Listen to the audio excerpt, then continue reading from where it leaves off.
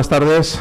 Vamos a continuar con la jornada del martes y tengo el verdadero placer de anunciar a un compañero que sin embargo es amigo, a pesar de todo, que es el doctor don Manuel Pizarro Díaz, que es profesor titular de la Facultad de Veterinaria de Madrid y además es veterinario de servicio de la Plaza de Toros de las Ventas. Nos va a presentar una conferencia versada en el tema del enfundado de las astas y otras actuaciones que también nos comentará sobre las diferentes funcionalidades que se realizan referente al toro de lidia en el campo y del que tenemos responsabilidad fundamentalmente los profesionales que nos dedicamos a ello. Os dejo con él y con su ciencia, ¿vale?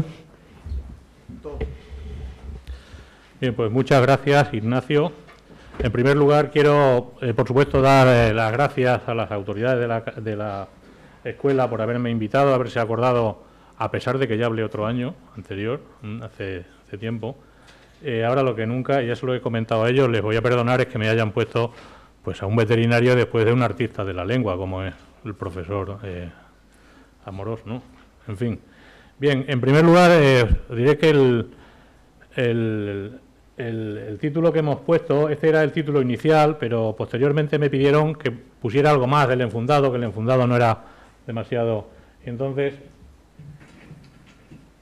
pues decidí que podíamos hablar un poquito del herradero, que son técnicas que probablemente, sobre todo la gente joven, a lo mejor no conoce bien, el tentadero, del que todo el mundo habla, y también de las técnicas más actuales que se están usando en el enfundado de los cuernos. Entonces vamos a hacer estas tres partes en la exposición. En primer lugar, hablaremos entonces del herradero en el ganado de lidia. Realmente el herradero es el acto en el cual se colocan los hierros a los animales, es decir, los hierros son las marcas. Todos los animales, como sabéis, de la raza bovina de lidia, pues se marcan con hierros y señales que van a permitir perfectamente identificar cada animal individualmente. Esto es muy importante. Las marcas fundamentalmente van a ser, cada ganadería va a tener un dibujito, una marca, además va a llevar otra de la asociación a la cual pertenece esa ganadería, y va a llevar una serie de números, como son el año de nacimiento, el año ganadero, no año natural. El año ganadero iría de julio a junio. El número del animal dentro de la ganadería, cada ganadero puede poner los que quiere, hay veces que se hierran un año los pares, otros impares, otros están 2 años hierrando con numeraciones sucesivas y luego vuelven al cero, en fin. Y luego también hay cortes en las orejas, como habréis visto. Esto se sigue haciendo tradicionalmente, pues cortes para identificar a los animales, diferentes tipos que luego vamos a ver. Todas estas, de lo que se trata es de hacer marcas que sean indelebles. Entonces, ¿a qué se recurría?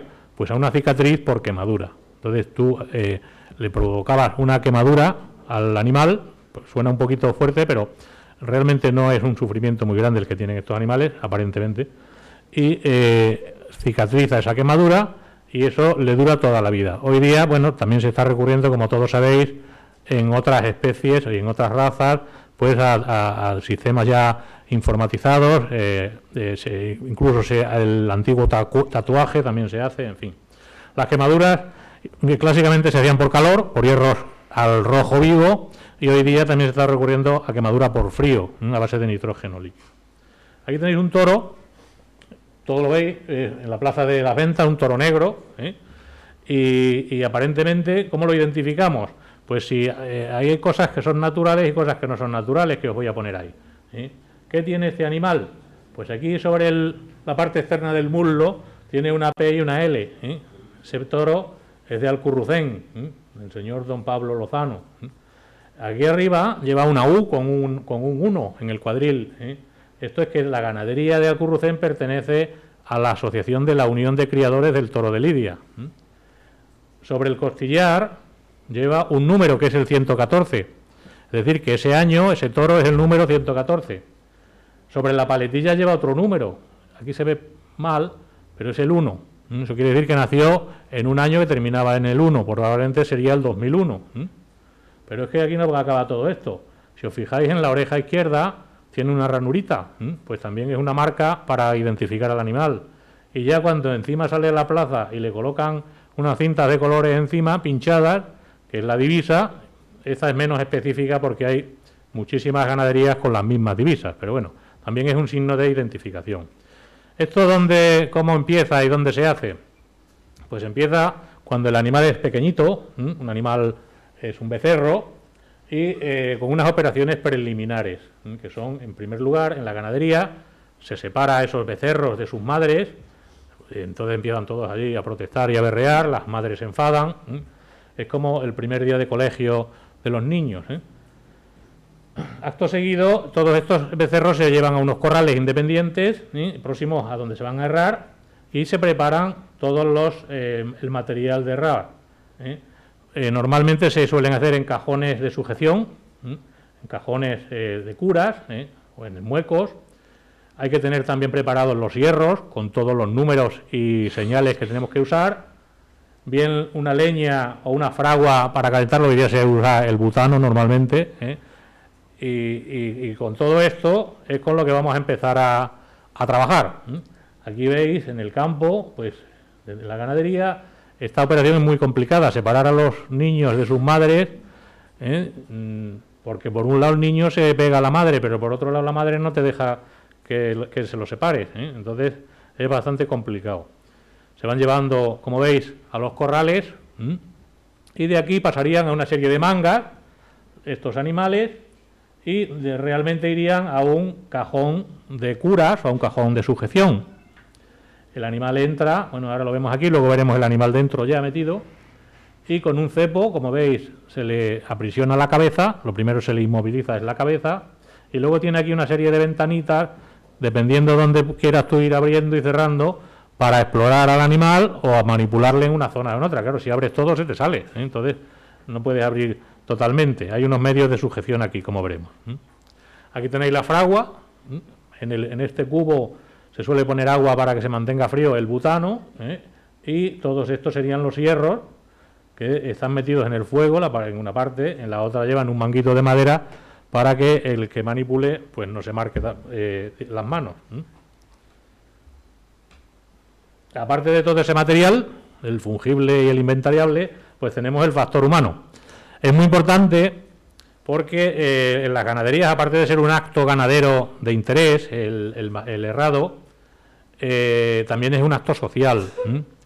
Se invita a los de la finca de al lado y a los del pueblo, que son los que te ayudan, y luego pues almuerzan a costa del ganadero, pero también van los de Madrid a verlo y nos lo pasamos muy bien y hacemos fotos y todo eso. Entonces vamos a ir viendo cómo se va haciendo todo esto. Aquí veis, los animales van saliendo, esta es la finca de un compañero, y van saliendo aquí, antes de llegar a la plaza, se ha acoplado el cajón de curas a los toriles.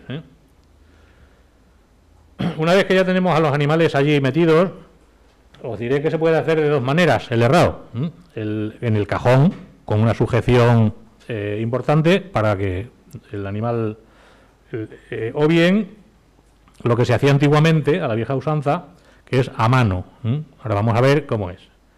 El cajón de herrar, tenemos aquí ya el cajón abierto, la vaca o el becerro ha entrado, se le ha aprisionado la cabeza, que veis ahí a la derecha, y rápidamente, por unos agujeritos que se practican en este cajón y con unas cadenas, se tracciona del animal, por estos dos son ayudantes, no son los de Madrid, que tiran de las cadenas y le mantienen sujeta. Y otro ayudante, que es aquel de la gorra, pues tiene, que lo veis por un lado y por otro del cajón, está tirando, en este caso concreto, del rabo.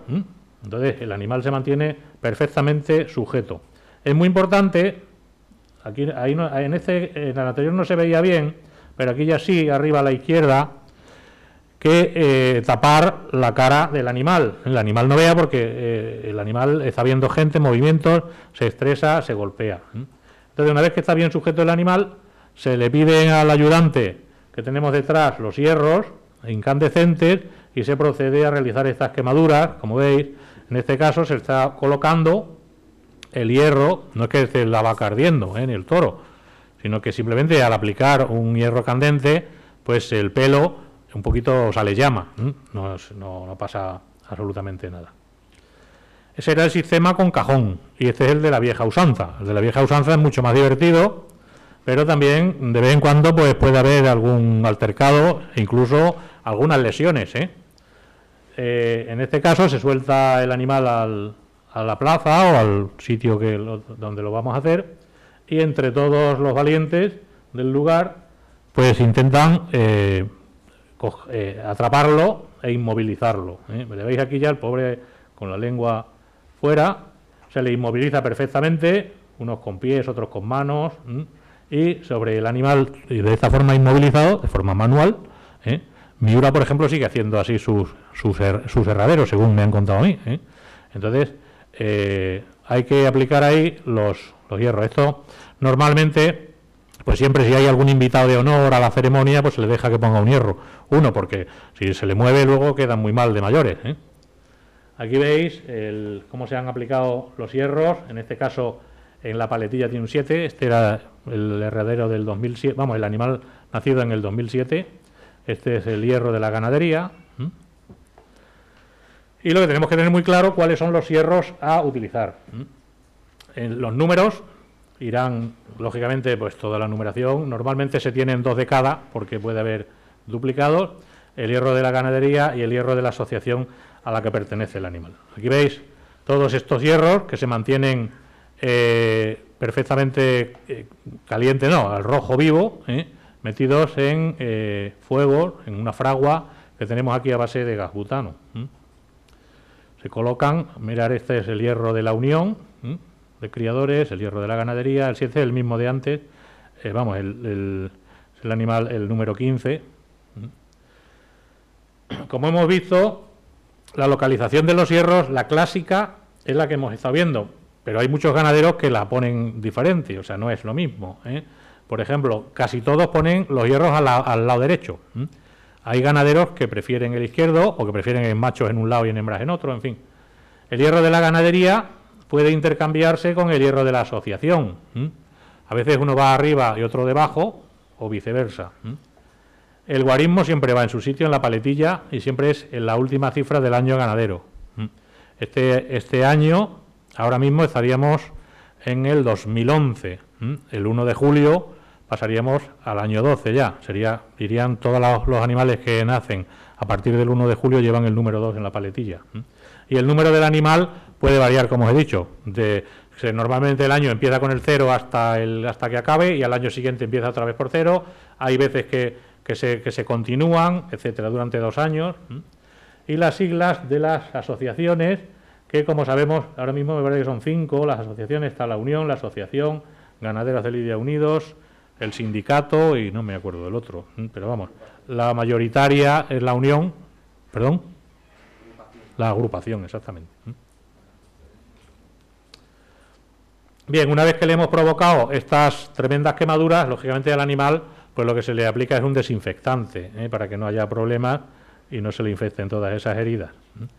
Y llegaría a la plaza, pues como veis, por ejemplo, en este toro castaño, de Medardo, este por ejemplo lleva el hierro de la ganadería aquí arriba, este se lidió, estuvo muchos meses de sobrero en las ventas y al final se lidió, el número 38 de esta ganadería, el número no se ve bien, y este es de la asociación.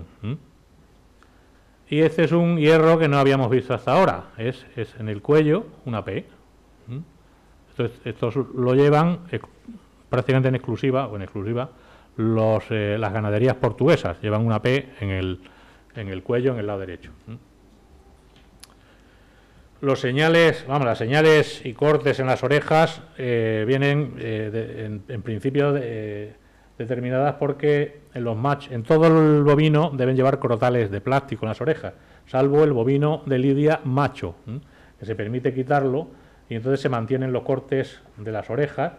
Los cortes son muy variados, cada ganadero se inventa un poco los suyos y los clasifican en sin pérdida de sustancia y con pérdida de sustancia, que os podéis imaginar más o menos, ¿no? Todo tipo de piercing, orejisana, puerta, doble puerta, rasgón, estos son sin pérdida, y los que tienen pérdida, pues horcas, horquetas, punta de espada, hay un montón, muesca, garabato, trébol, se utilizan muchísimo y una terminología muy, muy variada. Aquí no vamos a entrar. Bien, ¿para qué se hace el herradero? Pues el herradero se hace para identificar a los animales, pero no solo para que los identifique el propio ganadero, que normalmente pues más o menos los conoce, ¿no?, sino también para hacer un control oficial. Entonces, participan los servicios de agricultura y ganadería de las comunidades autónomas.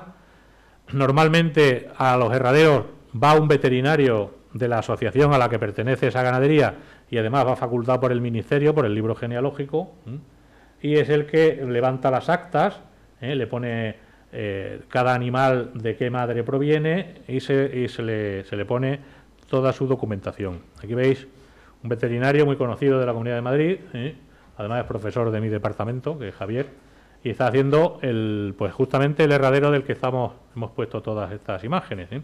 Veis aquí las actas. Bueno, aquí le pusieron, no bebe, una botella de vino, pero él no bebe. Tiene aquí sus medicamentos, porque ahora veremos. Entonces, las asociaciones, con toda esa documentación, todas esas actas que lleva el veterinario, son las que van a hacer o van a expedir el certificado de nacimiento de los animales. Los certificados de nacimiento es la documentación taurina, lo que acompaña al toro cuando llega a la plaza. Y por otro lado, los documentos de identificación bovina, que vienen de agricultura.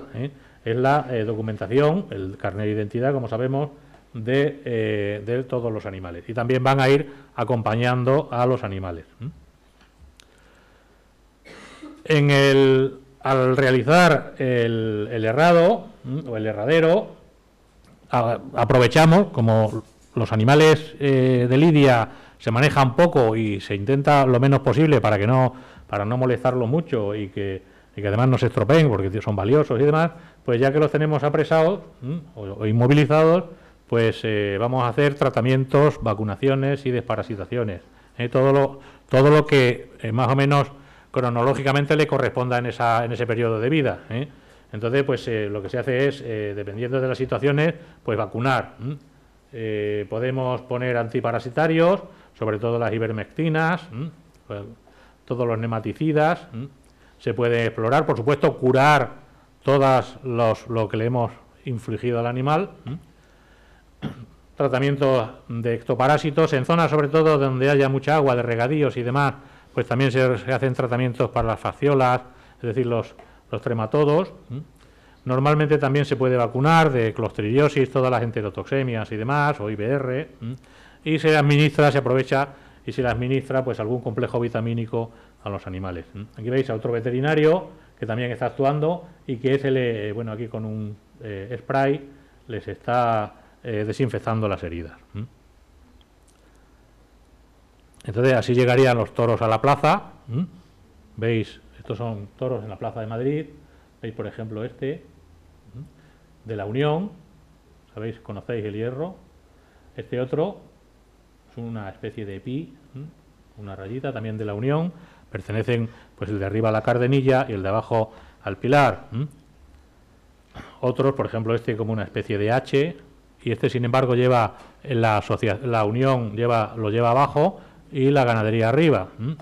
Y de todos conocidos, una A con una coronita, en plan cárdeno, y la Unión también debajo. Estos lo llevan justo al revés que los anteriores. Aquí me parece que es este es Vitorino y este es Celestino Cuadri, que se me había olvidado, fíjate.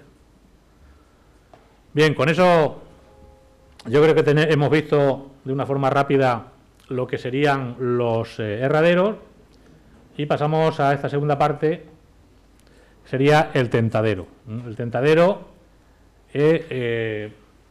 os lo he puesto como una herramienta de selección ganadera. Se basa en que el comportamiento sea hereditario. Claro, el comportamiento es hereditario, pues hombre, más o menos, ¿no? Entonces, hay refranes en el refranero español que siempre han dicho: por donde salta la cabra, salta la chiva. O sea que siempre hay una cierta relación de comportamientos entre padres e hijos, pero no es exacto. Además, no se sabe genéticamente a qué genes puede estar asociado el comportamiento o no. y además va a influir mucho después todos los comportamientos adquiridos, en fin, una serie de problemáticas. Pero el hecho es que en el tentadero es una prueba que se hace a los animales de bravura, es decir, vamos a ver si son bravos o no, y sobre todo para esos animales, en la mayoría de los casos, poderlos utilizar como reproductores e intentar que sus hijos pues sean todos también bravos.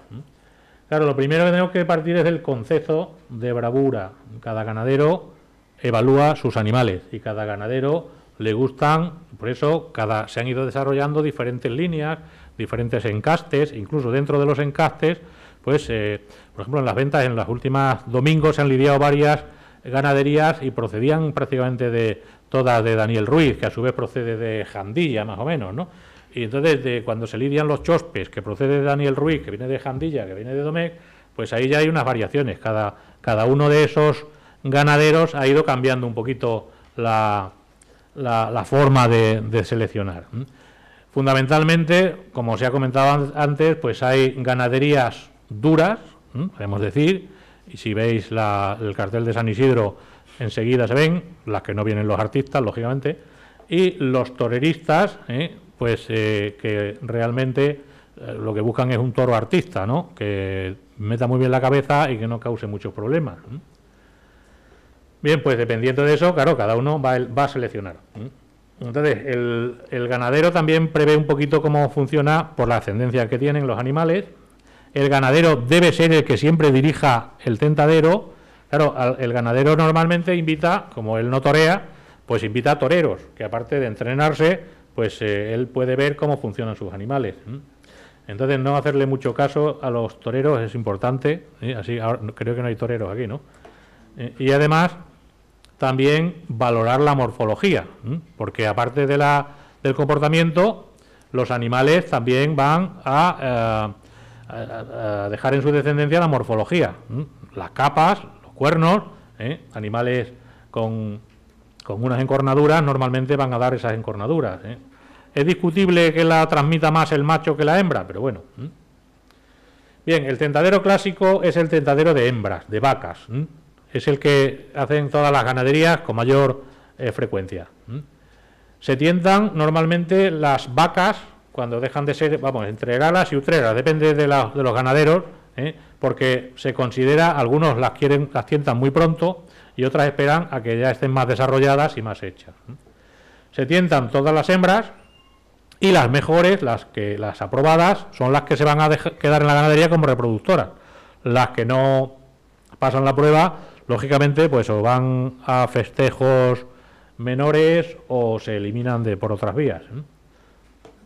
El tentadero clásico utiliza el capote para parar a los animales, luego se meten al caballo de picar siempre a contraquerencia, es decir, igual que en una plaza de toros, el caballo siempre está justo al extremo contrario de los toriles, y luego se torean de muleta, o sea que se hace realmente una lidia casi completa de los animales. Aquí veis pues la típica vaca que es recibida de salida, se para y luego se le pone al caballo.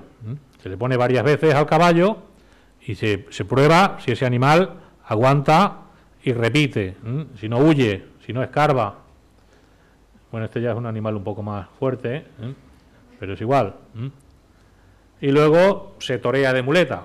Claro, el problema aquí viene cuando la vaca de una embestida demasiado dulce le encanta al torero, pues entonces ya se vuelve loco con la vaca y hay que casi que dejársela para él, ¿no? Y entonces eso es lo que yo creo que no debe, ahí es donde no debe caer el ganadero. El ganadero valora. ¿Qué valora como positivo? Pues todos los factores que puedan ser positivos para la bravura. Una cierta fiereza, que meta bien la cabeza, que repita muchas veces, que no huya, que no se resienta del dolor, que no escarbe, por ejemplo los animales que entran al caballo y salen repullados, que se llama. Y lo negativo, pues lo primero que no se caiga, que eso ha sido uno de los problemas. Se han estado haciendo tientas y no importaba nada que la vaca se cayera. Hay ganaderos que en cuanto una vaca da un traspié, esa vaca se elimina, porque tienen problemas de caída. Entonces, es que también se hereda un poco. Que huya es negativo, que se duela, que muestre debilidad, que busque la huida, que se quiera salir entre entre las tablas, por ejemplo. Y además, como hemos dicho antes, toda la morfología, la conformación, los cuernos, las capas. Hay ganaderías pues que les gustan las capas muy variadas y hay otras pues que han ido seleccionando más el cárdeno o simplemente les gustan que todas las vacas sean negras, ¿no? Aquí veis, bueno, pues dos ganaderos, bueno, es padre e hijo, llevan su ganadería y claro, lógicamente, pues cada uno tendrá sus criterios, me imagino que los tendrán que discutir, toman notas de todos ellos. Luego también depende, la ganadería tiene que tener un porcentaje de reposición de hembras, o sea, no puedes dejar todas las hembras. Entonces habrá años que puedas dejar más o que tengas que dejar más, años que tengas que dejar menos, en fin, todo eso ya son temas totalmente ganaderos. Y como veis, pues cada ganadero pues tiene los suyos. Entonces se ponen en capote, en caballo, en muleta. Al final, después de ver todo esto, la vaca es aprobada y se queda como reproductora, va con otro lote de otras vacas, otras 30, 40 o 50, con un semental, o desechada y va pues a festejos, a mataderos o donde corresponda. Hay algunos programas informáticos también, donde se le puede a cada parámetro de estos o muchos parámetros más darle una valoración y se va puntuando cada uno de los parámetros. Esto me parece que había uno que lo utilizaba Domecq y bueno, pues pueden funcionar, ¿no? Pero todo al final es lo mismo, que es lo que queremos, ¿no? Tener toros o tener artistas en la casa.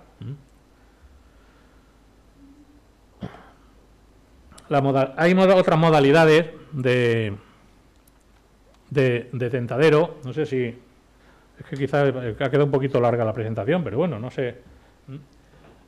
Normalmente los tentaderos se hacen en plaza, que pueden ser redondas, cuadradas, etcétera, pero también habréis visto que una forma de tentar es en campo abierto.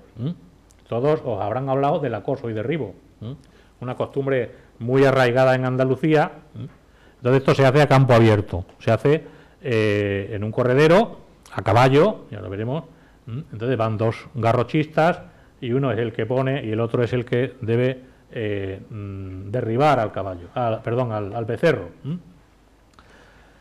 Normalmente se hace con una garrocha, dándole un empujón en la penca del rabo para desequilibrar del tercio posterior del animal. El animal, si no fuera bravo, al caerse se acobardaría. Sin embargo, no, el animal hay que ver que se levanta y que acomete. Pues se le pone en ese caso a campo abierto en el caballo de picar e incluso se torean a campo abierto.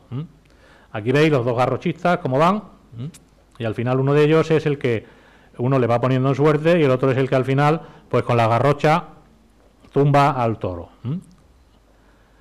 Lo llevan al caballo, el animal aquí puede irse perfectamente, no está metido dentro de ninguna plaza. El animal tranquilamente podría salir zumbando y cogerlas de Villadiego, como se dice, ¿no? Sin embargo, entra al caballo, se le vuelve a poner y vuelve a entrar y a la muleta, mete la cabeza, repite y demás. Encima el tío hasta se luce, ¿no? Y aquí los garrochistas pues viendo todo el espectáculo.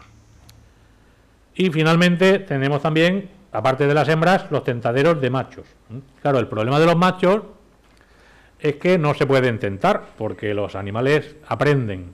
Entonces, si tú toreas a un becerro, claro, sabes lo bravo que es, pero ya no puede ir a una plaza, en principio, ¿no? Entonces, los machos también se hacen a campo abierto o en plaza de tientas.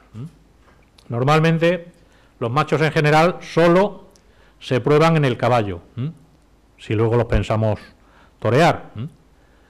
Y solo se hace tienta completa con muletas, capotes, caballos y demás, cuando el toro ya está más o menos seleccionado para ir de semental.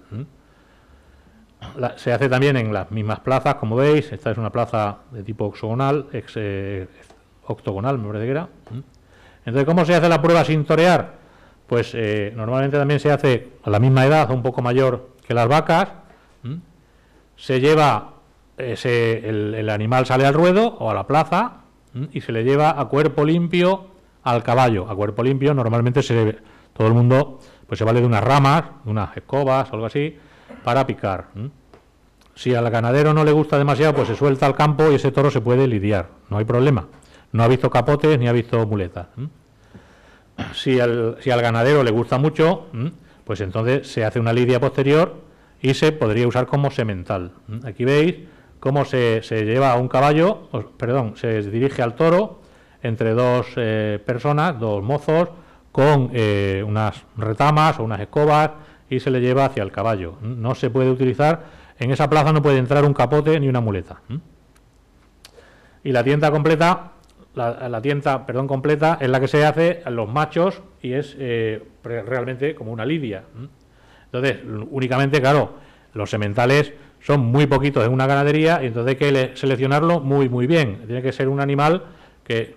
Luego, ya otro problema posterior es que ese animal realmente transmita esa descendencia o ese comportamiento, que ligue bien con las hembras que le vas a poner, porque las hembras también proceden de ciertas reatas, y entonces eso los ganaderos tienen que jugar, incluso sin saber genética, pues de una forma empírica, ellos van buscando los cruces que mejor salen, o le echan a ese semental unas cuantas vacas y los retiran, esperan a poder lidiar o por lo menos tentar a esa descendencia. Si la cosa va bien lo dejan de semental, si no lo retiran, en fin, que es muy complicado. O sea, que no siempre un toro bueno salen todos sus niños estupendos. O sea, a veces un ingeniero, pues sale el hijo que no quiere ser ingeniero, o un veterinario. Yo no tengo ningún hijo veterinario, o sea que imaginaros, ¿no? Bien.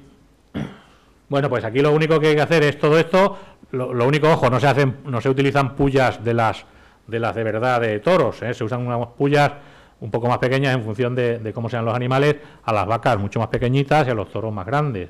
Y luego cuando acaba esto, pues hay que curarlos a estos animales y mantenerlos en una cuarentena hasta que ya salen a la finca y empiezan pues a funcionar como reproductores. Bien, bueno, en esta parte me he mantenido en el tiempo y ya me voy a la tercera parte, que es el tema que nos ocupa de los enfundados, con sus ventajas e inconvenientes. Ojo que aquí hay muchas ventajas e inconvenientes que todavía no están absolutamente, no son verdades ciertas. Hay mucha hipótesis y mucha suposición. Bien, todo esto de las fundas empezó pues hace ya años, hace bastantes años, porque los toros pues tienen la costumbre, como que al criar toros bravos, pues de rozar esos cuernos que tienen contra cualquier superficie y producirse unos importantes desgastes de los pitones, y luego son animales agresivos que están entre ellos, entre machos, están todo el día pues comiendo, aburriéndose y peleándose, ¿no? Entonces hay toros que se dedican a pelearse, entonces ahí se producen muchas heridas. Todo esto, este desgaste de pitones y las heridas y demás, pues claro, hay que llamar al veterinario, esto cuesta dinero, se producen lesiones, todo esto tiende a devaluar a los animales. Entonces son gastos que las ganaderías pues intentan un poquito recortar. Entonces se pensó en hacer fundas.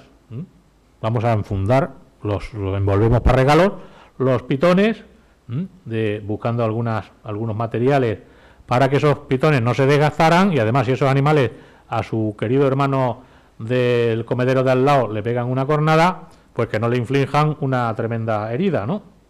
Porque además esas heridas tienden pues a infectarse, forman abscesos, etcétera. Claro, se empezaron a buscar materiales que tuvieran, lo primero, suficiente dureza para mantenerse aquí, que fueran ligeros, pero que también al quitarlo, fijaros, este es de los primeros que se hicieron, al quitar la funda, pues se quedaba pegada y se llevaba parte del cuerno. Eso no vale. Se empezaron a utilizar metal, madera, los de cuero funcionaban bastante bien, estas fundas, pero claro, los animales pues se los quitaban rápidamente. El animal veía ahí una cosa rara en la punta de su pitón, y entonces que no produzcan alteraciones del pitón, lo primero, y que no impidan el crecimiento, porque si encima lo enfundamos y no puede crecer, pues al final el animal se queda con un cuerno muy pequeño, ¿no? Entonces, de todas formas, lo que se está haciendo es enfundar, no se enfunda desde pequeño, se enfunda toros ya que se sabe que van a ir a una serie de plazas, o toros que son pegones de por sí, o toros ya adultos. Entonces, de las primeras fundas que se tienen un poquito noticias ya con cierta... Se hicieron por Cádiz, por ahí, me parece Fuente Imbro, y por ahí empezaron hacer unas fundas de madera y de cuero, pero aquello no funcionó. Pero luego ya se hicieron unas fundas con resinas. O sea, ¿conocéis el pegamento la araldita y todo eso? Pues de ese tipo son fundas como de unas resinas y luego van con fibra de vidrio. Entonces, lo que se hacía es que en la parte distal del cuerno se ponía una especie de funda, de molde, y ahí se ponía las resinas. El problema es que estas resinas había una reacción química exotérmica, había una y se utilizaban unos acelerantes, y entonces al fraguar, al endurecerse, producían calor, y eso el cuerno, ¿qué le ocurre? Pues que realmente se sobrecalentaba, y eso es por dentro, lógicamente, es un tejido vivo, vascularizado, y entonces puede tener bastantes problemas. Entonces se ponía el cilindro y demás, se ponía el molde, se llenaba y luego se ponían las fibras de vidrio, en fin, se sujetaba como se podía al cuerno para que no se cayera. Los dos problemas, que producía calor y otro que no he dicho es que el acelerante que se usaba también podría ser explosivo. O sea que, hombre, no es que le explotara el cuerno al animal. Aquí veis un pitón, que yo no sé, no he sabido nunca si tuvo una funda de estas, pero fijaros en las grietas que tiene en la parte inferior. Eso probablemente sea porque ese pitón en un momento dado se ha resecado o no ha crecido en condiciones. Probablemente sea debido a eso. Aquí tenéis una imagen, muchas, de cómo se hacía todo esto. No vamos a entrar en detalle. Entonces se ponía la funda, se rellenaba, luego se recortaba un poco, en fin, era muy complicado, muy complejo. Y entonces lo que se hizo finalmente es buscar vendas comerciales de fibra de vidrio. Estas son las que utilizan los veterinarios y los médicos en lo que llamamos las escayolas estas sintéticas, ¿no? De fibra de vidrio. Son resinas de poliuretano que simplemente se meten en agua y fraguan, ¿no? Entonces son comerciales, hay varias marcas del mercado, pues aquí tenéis una, y vamos a ver cómo se colocan. Realmente es muy sencillo. Lo único que hay que hacer es, lo primero, inmovilizar al animal. Bueno, tan sencillo es que al principio los veterinarios lo ponían y ya no lo ponen. O sea, prácticamente ya los mayorales son los que se encargan del tema. Hombre, si hay que inmovilizarlo con anestesia general al animal en el campo, pues sí. Entonces ya llaman a alguien que maneje las anestesias. Pero si no, directamente al mueco se le tranquiliza, eso sí, al animal, es importante, y se le tapa. Siempre en estos casos se trabaja con el animal tapándole la cara, porque si no, en el momento que se te acerque a hacerle cualquier cosa, lo primero que hace es darte un derrote, y normalmente no te hace nada porque está sujeto, pero él sí se hace daño y se rompe el cuello. Bien, los pitones, una vez que tienes el animal con la cara tapada, pues lo que hay que hacer es limpiarlos perfectamente. Veis aquí con una vileda amarilla, no hace falta que sea amarilla, la podéis usar de otro color, y se desengrasa con alcohol normalmente y se procede, a fijar una venda o esparadrapo sencillamente para que la resina no se adhiera a la capa córnea, que luego es más difícil de quitar. El problema de la punta, inicialmente, sabéis lo que es esto, ¿no? A ver, yo lo sé porque soy cazador y Ignacio seguro que lo sabe. Es del 12. Es un cartucho del calibre 12, para el que no lo conozca. Simplemente era lo que se utilizaba al principio, para poner en la punta para proteger al animal. Esto se ha dejado también de usar porque causaba problemas. La venda se pone en agua y se empieza pues a colocar alrededor del cartucho y de todo lo que hemos puesto antes de esparadrapo. Se va colocando y se va presionando con las manos de forma que se vaya adaptando perfectamente al pitón, al cuerno. Normalmente no se pone más abajo de la mitad del pitón, porque tampoco hace falta. Si el animal no es demasiado problemático, no suele caerse.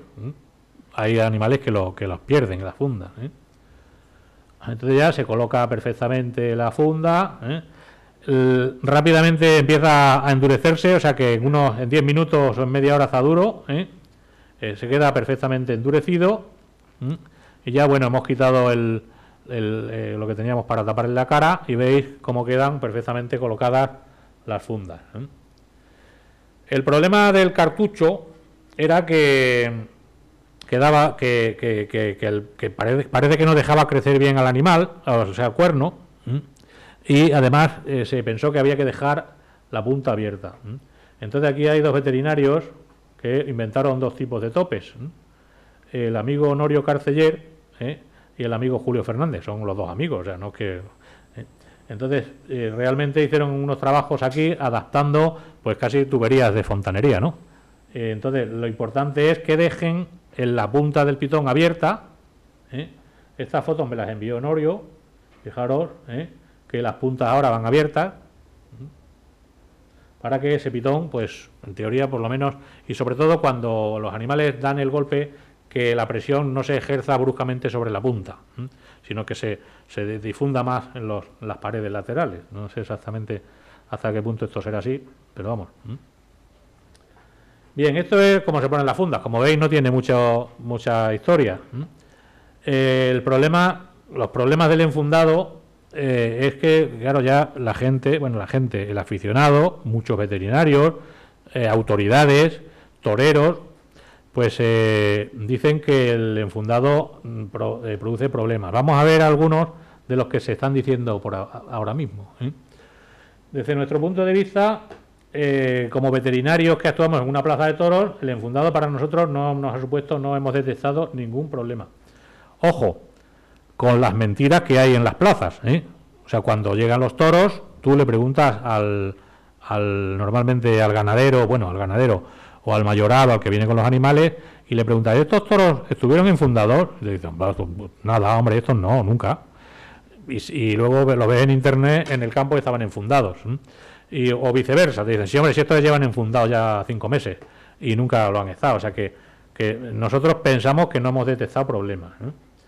Los animales, incluso desde que se ha instaurado, aproximadamente cuando esto se difundió, la utilización de fundas fue a partir del 2008-2009. Empezaron unos cuantos ganaderos, antes se corrió la voz y ya prácticamente casi todos los ganaderos que van a plazas importantes lo llevan así. Lo que sí se detecta es que hay unos cuernos normalmente más actifinos y mejoran el trapío. El concepto de trapío lo tenéis lo habrán comentado, me imagino.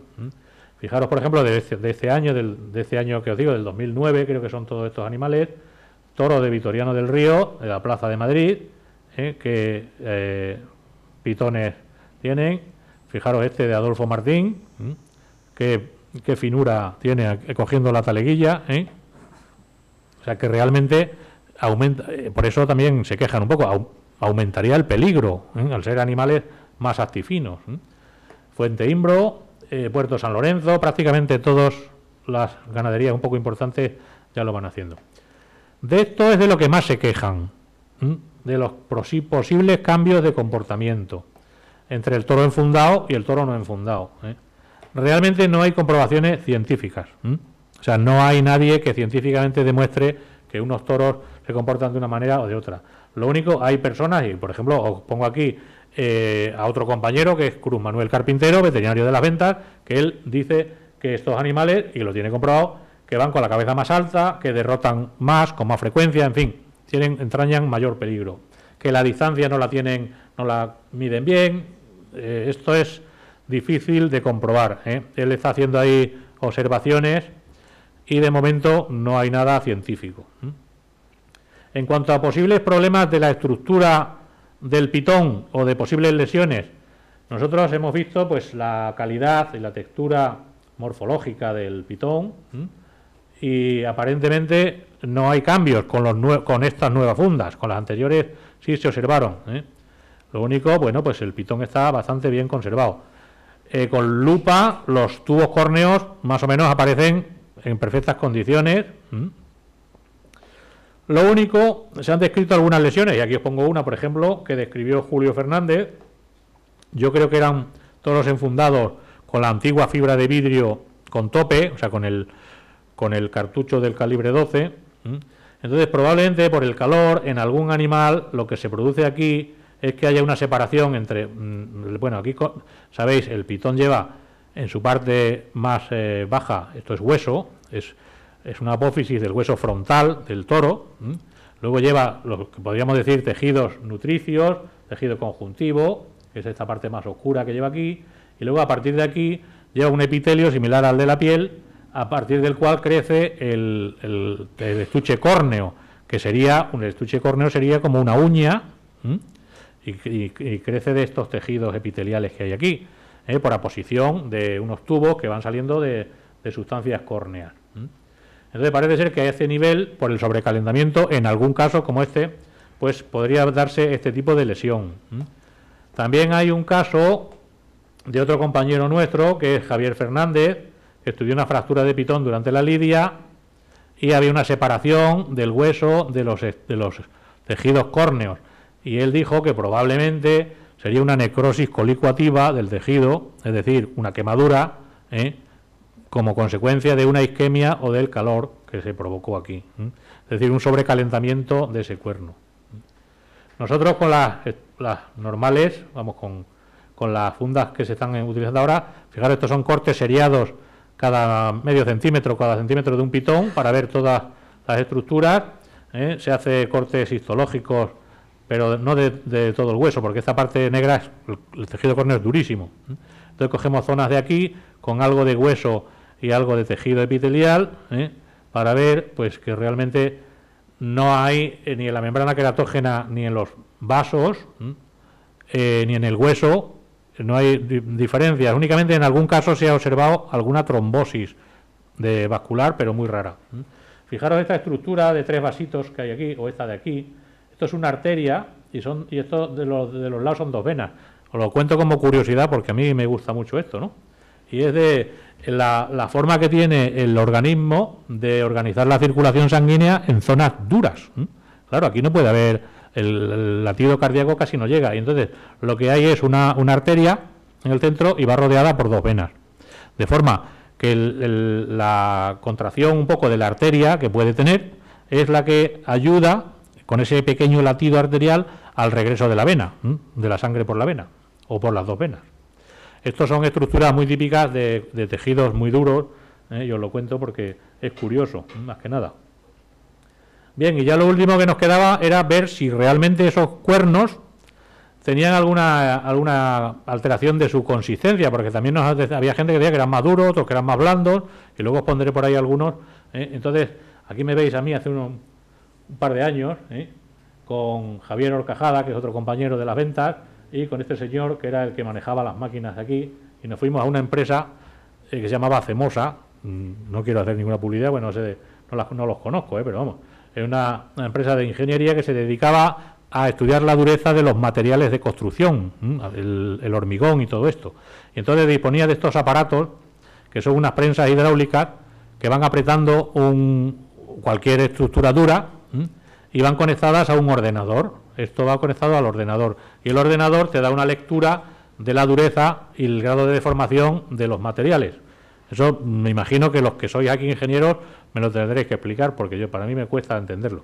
Entonces cogíamos de los pitones aproximadamente 6 centímetros de la punta, con una radial, nos lo hacían allí, y entonces los aplastábamos con ese aparato tan sofisticado, Y entonces íbamos viendo, al principio había que tener cuidado porque cuando ibas apretando, de pronto, bimba, saltaba, y al que le pillara por medio era como un proyectil, Pero ya nos dimos cuenta que había que hacerlo bien, que había que ponerlos rectos, en fin, y fuimos cogiendo experiencia a pesar del peligro. Entonces veis aquí como este se va apretando y se va deformando. Por ejemplo, este pitón de color así acaramelado es de un toro colorado, este es de un toro negro. También vimos si podía haber alguna diferencia. Y íbamos viendo el grado de deformación, que nos aparecía en una gráfica, y medíamos la mayor resistencia en kilogramos y el grado de deformación en milímetros. Entonces aquí metimos pues una serie de cuernos, que son, vamos, de toros. Estos son los precintos de cada toro. Y todos los toros teníamos el A y el B, que corresponden a un pitón y al otro. Diferentes edades, desde 30 y algún meses hasta casi 60, 70 meses, fijaros, toros ya de mucha edad, y vamos a ver si realmente hay grandes diferencias de uno a otro, sin decir, en principio, si están enfundados o no enfundados. Eso lo sabíamos nosotros, pero no se lo dijimos a nadie. pues hicimos un montón de pruebas, algunas, como veis aquí que pone saltó, pues ese es que no se pudo medir, porque antes de llegar a deformarse salió disparado. Otros le pusimos que eran colorados o negros, otros, en fin, algunas. El asunto es que no, o sea, vimos que prácticamente los resultados eran bastante similares. Hombre, había una ligera diferencia con la edad, pero con esos pocos animales, porque claro, no me acuerdo cuántos había aquí, unos 20 o así. En esos, o sea, que hicimos 40 pitones. Entonces, en esos animales no detectamos diferencias. Habría que hacer bastantes más y saber si realmente hay una gran diferencia o no. Habría diferencias un poco en eso, algunos en las capas y demás. Como conclusiones de todo esto del enfundado, que es un poco lo que os quería, o lo que puede un poco quedarse al final, pues en cuanto al enfundado, nosotros en los reconocimientos, en principio no hemos detectado problemas asociados al enfundado. En general mejora el aspecto, mejora la ofensividad, mejora el trapillo de los animales, se declaran menos animales útiles, o sea que eso favorece mucho al ganadero, pero bueno. Y lo único, algunos casos con problemas como los que ha descrito, que os he enseñado antes, Julio Fernández. En cuanto a comportamiento, pues realmente datos científicamente objetivos, pues tampoco hemos encontrado, aunque hay algunas personas que sí, que dicen que sí, que efectivamente derrotan más, que llevan la cara alta, que son más peligrosos, en fin. Aquí sí que hay un problema, es el problema legal que podría surgir. Hay algunos, y os pongo aquí dos veterinarios, dos compañeros, que son los que se encargan de realizar los análisis de afeitados y demás, los análisis oficiales, que ellos consideran que la funda es una manipulación artificial. Entonces, realmente es una manipulación. Poner una funda, tú has cogido el toro y la has manipulado y se la has puesto, claro. Pero ¿hasta qué punto? Pues manipulación es todo, ¿no? Desde vacunar a un toro es una manipulación. Entonces, claro, no es una manipulación de cuernos, pero bueno. Entonces, probablemente, bueno, pues esto, pues habría aquí que reglamentar algo. Siempre hay las personas que quieren reglamentar todo y los que no queremos reglamentar nada, ¿no? Pero bueno, pues un tiempo de supresión, como en ciertas medicinas o ciertos productos que puedan modificar el comportamiento, para que el animal se acostumbre a su nuevo estado. Ahora, lo que están haciendo muchos ganaderos ahora mismo, pues es prácticamente quitar las fundas en el acto en el embarcadero, prácticamente. O sea, que es que te lo quitan 2 días antes de la corrida o un día antes de la corrida. Entonces, pues intentar que se lo quitaran antes. Pero bueno, esto habría mucho que discutir también. En cuanto a la estructura histológica, no se han visto, lo único, algún caso, como os he dicho, de una trombosis que encontramos en un animal. La consistencia, tampoco hemos encontrado grandes diferencias. Lo único, hay unos estudios que os veis aquí, Francisco Salamanca, en varios sitios, pues que realmente esto él lo presentó en varios congresos, y que efectivamente, que el enfundado, él comentaba que disminuye la dureza del pitón, aunque Javier Horcajada, que era el que hizo esto conmigo, pues decía que lo que aumenta es la capacidad de deformación. Se han observado algún caso esporádico de lesiones, y luego pues también hay una serie de estudios de Francisco Salamanca que dice que en los casos de pitones enfundados hay mucha mayor proporción de falta de integridad y sobre todo de deformaciones y problemas del cuerno, ya sea en pérdida de sustancia, en muchos casos al quitar la funda, aunque no esté en la punta, pero pierde sustancia un poquito más abajo, o restos que se han quedado adheridos en funda. Claro, estos estudios están hechos en Segovia, me parece, en pueblos de Segovia, y probablemente allí pues hayan sido menos cuidadosos al quitar las fundas o algo así. Nosotros, desde luego, restos de funda no hemos encontrado en ningún animal. Y únicamente poneros aquí pues una opinión última mía, esta ya no es no se basa en estudios de nadie. Yo pienso, personalmente, que es una práctica ganadera bastante extendida, es habitual, que para nosotros mejora la presencia y evita lesiones, tanto del propio cuerno como de la integridad del vecino, del otro toro, y que si se usa de una forma racional y con respeto al animal, pues podría ser beneficiosa, pero siempre y cuando se hagan estudios y que realmente sean serios, ¿eh? Aquí he puesto, como veis, la puerta grande, y por la que algún día todos tendremos que salir, ¿no? Y por supuesto una bandera muy especial que veis aquí también. Así que muchas gracias, y si tenéis alguna pregunta o alguna... Ahora...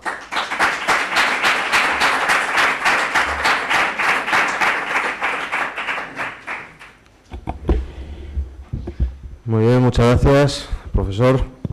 Aunque tengo que discrepar contigo, claramente no era un calibre 12, era un calibre 20 de 32 gramos. Pero bueno, un fallo lo tiene cualquiera. ¿Alguna pregunta en un tema tan polémico como el tema de las fundas? Seguro que hay alguna. Bueno, perdón, otra vez. Mi pregunta es la siguiente. Bueno, no he visto exactamente a partir de qué límite de fuerza aparece un defecto, entre comillas, en la punta del pitón, con la máquina de ensayo que se ha enseñado aquí. ¿Usted me puede decir, si lo recuerda, a partir de qué momento se puede ver aparecer la flexibilidad, si se puede llamar así, de la punta del pitón? Sí, nosotros lo que intentábamos no es estudiar realmente el límite absoluto, como valor absoluto, que realmente nosotros únicamente lo que intentábamos era ver si había diferencias significativas entre un pitón enfundado y otro no, siempre y cuando, y partiendo de la base de que en algunos casos sospechábamos que estaban enfundados o no, porque ahí teníamos pitones de muchas edades y unos eran, no, nos lo habían asegurado, pero claro, siempre te queda una, si que estaban enfundados o no, y realmente no había grandes diferencias. La única, en ese caso, número de animales, era lo que señala Horcajada, que se ha puesto en las conclusiones, de que había una mayor deformidad de los cuernos, pero poco más. Realmente hay una gran disparidad de... No sé si sería por la técnica o por los técnicos, o yo era la primera vez que usaba esa máquina y nos la usaba el que estaba allí, no nosotros, y realmente había una disparidad tremenda. Entonces, estadísticamente yo no he encontrado ninguna significación, pero vamos, que lo que nosotros estudiamos era si realmente había diferencias relativas entre uno y otro, entre una población y otra, no si a qué, o sea, la resistencia real de cada pitón, porque eso no era nuestro... Pero vamos, de todas formas, en la figura que se ha puesto venían todos los valores de resistencia de cada uno de los pitones, de los que no saltaron o se pudo hacer, porque algunos, sobre todo, no sé si lo he comentado, los congelados, también algunos de ellos eran congelados y otros sin congelar. Los congelados eran mucho más problemáticos que los otros, o sea, había una... Entonces, claro, al tratarse de una población, primero pequeña, 20 animales, segundo, de una disparidad de edades tremendas y de procedencias, unos congelados, otros sin congelar, en fin, y nosotros la única variable que queríamos ver si había algo era esa, y al final pues no se veía prácticamente. Bueno, el motivo de mi pregunta es que el 17 de marzo pasado, en la Feria de las Fallas de Valencia, en una corrida de Núñez del Cubillo, y en el segundo toro de José María Manzanares, que firmó una gran faena celebrada en la prensa, pero yo estaba en la plaza y no me ha gustado del tanto de todo, pero otros amigos, ellos viendo el programa por Canal Plus, y en la suerte de varas y el toro apoyándose evidentemente en el peto del caballo, vieron como si fuera el pitón flexible, es decir, moviéndose en contacto con el peto. No sé si es por pudor o porque no lo han visto los comentaristas de los que estábamos hablando en la sesión anterior, pero creo que es un problema y que si esto se confirma, pues entonces ya sería muy deplorable que una manipulación, en este caso lo sería, tendría este tipo de consecuencias. Y entonces la integridad del toro se perdería y que, bueno, llegaríamos a un problema muy grave para la fiesta. Efectivamente, por eso os he ido comentando, o sea, yo os podía haber contado pues una historia muy genérica, ¿no? Pero ha habido casos de problemas en cuernos. Ahora, ¿ese caso realmente era porque el animal estaba enfundado o porque tenía una funda de las antiguas que daban calor? Eso siempre quedará ahí. Ahora, que un toro de Núñez del Cubillo, en Madrid vamos a tener 2 corridas, vamos a ver cómo van, ¿no? Entonces, bueno, por lo menos con las figuras van, ¿no? Pero, entonces, esos toros que puede haber un cuerno, bueno, nosotros hay cuernos que se rompen, y no es porque estén enfundados o no enfundados, es que se rompen los cuernos, o sea que, entonces hay animales que se astillan, hay animales, y todo eso, ahora no le vamos a echar la culpa todo al enfundado, claro, ¿eh? Pues ese toro de Núñez del Cuyo estaba enfundado, y los otros 5 hermanos también, entonces, claro, sí.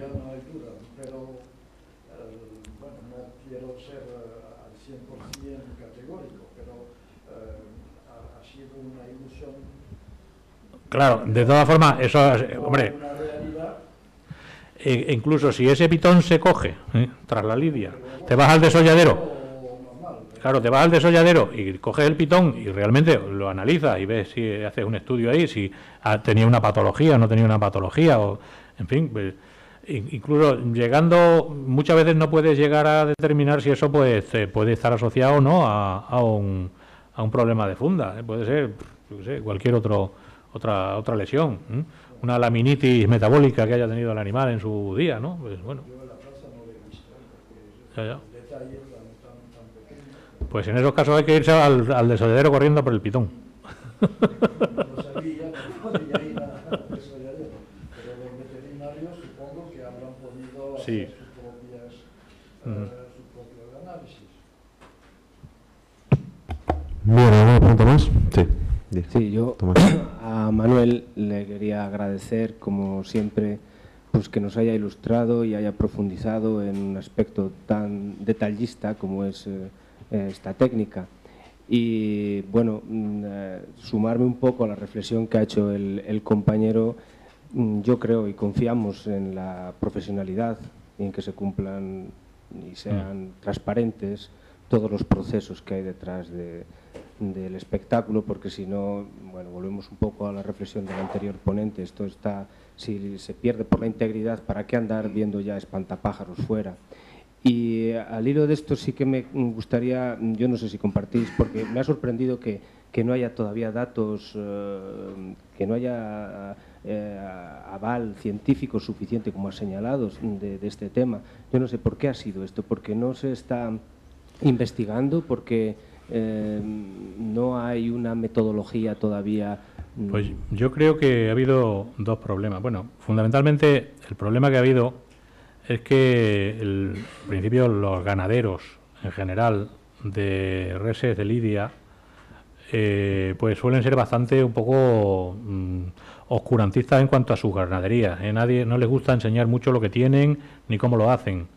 Eso, bueno, en general, hay algunos que sí, bueno, y sobre todo luego nosotros cuando hemos intentado realmente asociar pues problemas que se han detectado de pitones o de lo que sea, y preguntas si realmente esos animales han estado o no, han estado fundados, a veces es muy difícil simplemente enterarte de eso, es que es muy complicado. Y luego ha habido otros problemas que se han añadido ahí.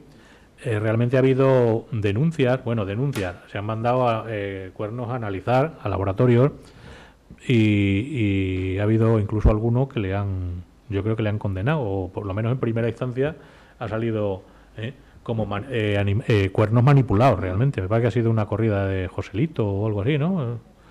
Del año pasado. Entonces, claro, llegar a una plaza diciendo mis toros han estado enfundados, para ciertos veterinarios incluso, compañeros, ya eso, y es una opinión muy muy razonable, es una manipulación. Y entonces, bueno, pues, ¿qué dice usted que están infundados? Pues los vamos a mandar al laboratorio a analizar, ¿no? Claro, luego el problema es que tienes que demostrar con todas las pruebas histológicas, biométricas y demás que esos animales están manipulados, ¿no? Pero Entonces, por eso, primero por la propia idiosincrasia de los ganaderos, que son muy cerrados en eso, no les gusta enseñar casi nada, ¿no? Es como con lo de los piensos compuestos. Yo decía, no, y nosotros habas de toda la vida, ¿eh? Y luego porque algunos ha habido problemáticos, ¿eh? Entonces no quieren soltar prenda.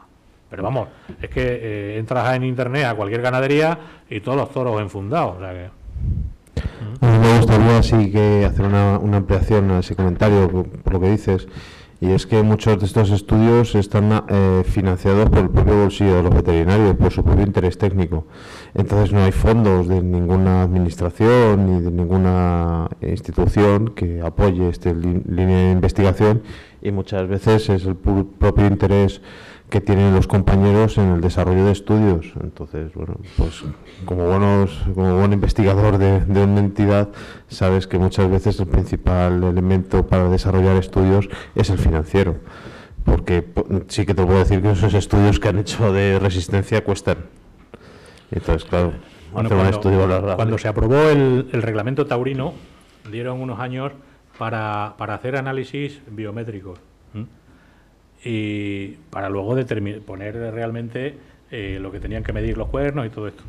Cuando se aprobó el último reglamento sobre carne de lidia, también se dio un plazo para investigación de la carne de lidia y tal y cual.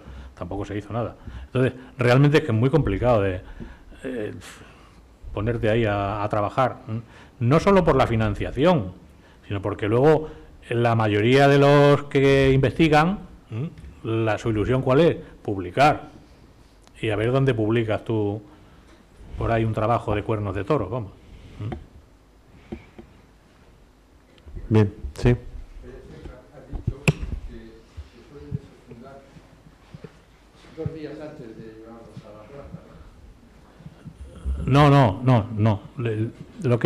Lo que en un momento dado se me ha escapado, que no lo quería decir, es que algunos ganaderos llegan a desenfundar en el embarque, que puede ser 1 o 2 días, como mucho Te pregunto al montarlos en el camión, vamos. ¿y cuándo se enfunda? Si está legislado, ¿cuánto tiempo puede estar enfundado?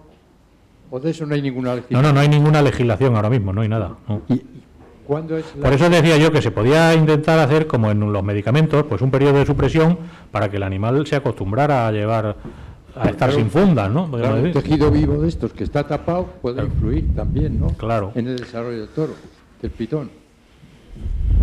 O sea que yo no sé si es mejor o es peor. Hombre, hay algunos ganaderos que enfundan todo, otros ganaderos pues solo a los toros pegones, por ejemplo, como lo que ellos dicen, no es que este toro es pegón, le voy a enfundar, ¿no? O sea que depende. Hay otros que se rascan mucho empiezan con los pluritos esos que tienen. Como bien ha dicho el doctor Pizarro, hay algunos veterinarios, entre los cuales me atrevo a decir que yo me incluyo, de que el enfundado va en contra de la actual legislación. Soy de los que, como dice, es mi opinión personal, no es nada más que la opinión de un modesto veterinario. Sí. Pero evidentemente no hay nada legislado. Otra cosa es que el enfundado sea bueno o malo. Eso lo podemos discutir técnicamente y científicamente. Pero si se cambie, que se cambie o no se cambie la ley. Según la ley, marca que las astas y los cuernos son intangibles. Y según el RAE y no Wikipedia, como decíamos ayer, intangible significa que no se pueden tocar. No discuto si son buenos o malos, lo discutimos técnicamente, pero legislativamente, legalmente, los astas de los cuernos no se pueden tocar. Pero eso es mi opinión. Yo declaro todos los animales no útiles. Pero se sigue de todas maneras afeitando los toros. En Madrid no. ¿Sí o no? Sí, ¿no? Hombre, Bueno, no. En las corridas de rejones sí, ¿eh? En las otras no. Vamos, no lo sé, ¿eh? Vamos a ver, yo no he afeitado ninguno. Entonces, ni he visto afeitarlos, ¿eh? Bueno, sí, perdón, sí lo he visto. En alguna ocasión hemos dicho, vamos a afeitar un toro a ver cómo se hace. En una ganadería, que un toro que se iba a lidiar a puerta cerrada y demás, lo hemos hecho para ver cómo se hace. Y claro, lo que pasa es que a mí luego me hablan de que hay por ahí artistas de de la Escofina, o sea, pero bueno. Cuando dice afeitados en Madrid, ¿se refiere a la Plaza de Toros de las Ventas o a la Comunidad de Madrid? Ah. En principio no, por lo menos, vamos, en alguna ocasión ha venido algún animal sospechoso y entonces se le ha comunicado al ganadero y lo normal es que lo retiren. O sea, es que nosotros prácticamente no enviamos por eso, no enviamos muestras a analizar porque no hay sospechosos prácticamente. En algún caso, pues yo recuerdo hace años que hubo uno que se mandó, además fue de nuestro equipo, ¿no? Y dio positivo. Hace 3 temporadas, ¿no? Fue. Que ese era claro, pero ese fue el día que yo estaba allí y lo cogí y lo mandé. Vamos, estábamos nosotros, nuestro equipo. Es que en las ventas hay bastantes veterinarios, no es uno solo. No pidáis eso porque no se puede decir.